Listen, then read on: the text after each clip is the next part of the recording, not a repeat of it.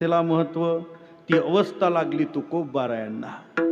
आस शब्द वापरतात या अभंगाच्या प्रथम चरणात. आस, बेटी लागी जीवा लागलीसे, तुझी एक आशा लागली या मना.